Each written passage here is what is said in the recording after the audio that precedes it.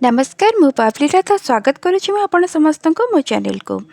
आज आम प्रस्तुत करवा बहुत ही टेस्टी बहुत ही इजी रोही माछर चिली। तो चलते एबे आम प्रस्तुत करवा। तो से मुझे रोही माछ मुझे नहीं आधा केजी जहाँ कि मो भल भाव धोईकी नहीं ताकू आम सबुठ प्रथम मैरिनेट करवा। रोही माछर चिली प्रस्तुत करने बेले आपण ट्राए करेंगे कि आपण पेट पीस गुड़ी को नेबे और जो पीस गुड़िक कम कंटा थाए से पीस गुड़ी को आपण नेबे। तो सबुठ प्रथम आम ताको मैरिनेट करवा। से आम कि लुण कि कश्मीरी लाल लंका गुंड आउ से ऐड करदे कि तेल आउ सांगे कि अदा रसुण पेस्ट ये सब को ऐड करके आम भल भाव ताको गोलाई नेबा। ये हो गला आमर प्रथम मैरिनेशन जहाँ कि आम करिकी 5 मिनिट पर्यंत रेस्ट होवाई छाड़ी नबा। 5 मिनिट हो गला परे आम सेकेंड मैरिनेशन तेरे ऐड करनबा 2 टेबल स्पून कॉर्नफ्लोर संगे आपण मैदा को भी ऐड करें।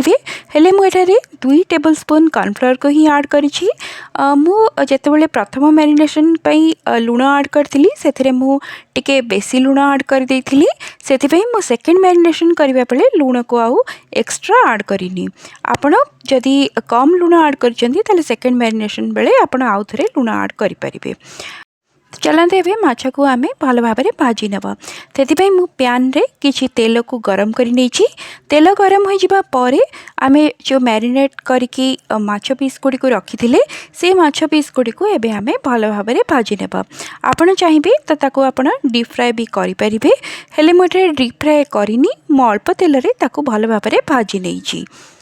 कॉर्नफ्लोर किंबा मैदा को जदि आपण ऐड करिकी माछ गुड़ी को भाजती ताहले उपरटी भल भाव में क्रंची होता है और भीतरटा नरम रही है जोटा कि माछ चिली खाइला बेले बहुत ही भल लगे।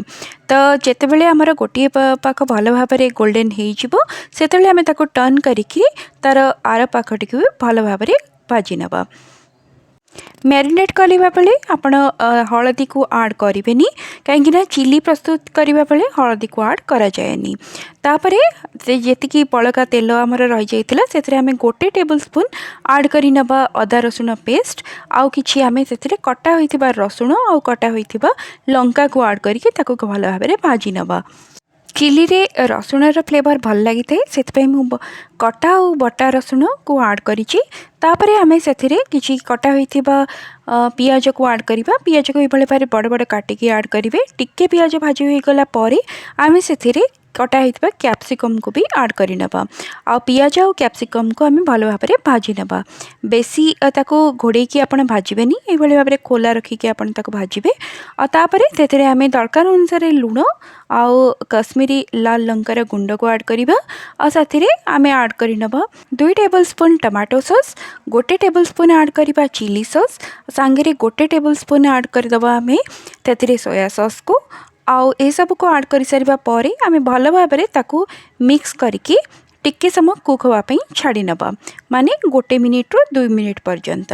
तापरे आमे 2 टेबल स्पून कॉर्नफ्लावर को टिक्के पानी रे भल भाव में मिक्स कर नबा और तार गोटे स्लरी टे प्रस्तुत करके से आमे ऐड कर नबा। संगे ऐड कर नबा 1 टेबल स्पून विनेगार को। कॉर्नफ्लावर स्लरी को ऐड करबा मात्रे आपण तुरंत ताकू भल भाव में मिक्स करें नाई तो सेटा बहलिया हो आउ आपण देखि पारथुबे एटारे अल्प अल्प बहलिया हो गलानी 1 रू 2 मिनिट कुक करबा परे आउ तापरे आमे माछ गुडी को जो भाजी की रखिथिले से गुडी को आमे ऐड कर नबा। आउ ए सब करबा बेले आमे आंच को मीडियम रे रखिबा आ भल भाव में माछ पीस गुडी को एथरे मिक्स करिकी ताकू आउ 2 मिनिट पर्यंत कुक होवा पई छाड़ी नबा। 2 मिनिट कुक हो जिबा परे आमर एबे चिली फिश माने रोही माछर चिलीटी प्रस्तुत हो गलानी।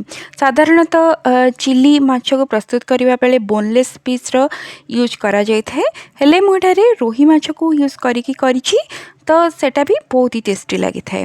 तो एबे हमर प्रस्तुत हो गला रोही माछर चिली। आपण भी यही भाव में रोही माछर चिली को घरे प्रस्तुत करंतु आपण खातु आपणकर अनुभव मो सहित निश्चय शेयर करेंगे। वीडियोटी जदि भल लगे ताको लाइक और शेयर निश्चय करेंगे और चैनल टी को भी सब्सक्राइब करने को भूलें। रोची पुणी देखा आ गोटे नुआ वीडियो रे। नमस्कार।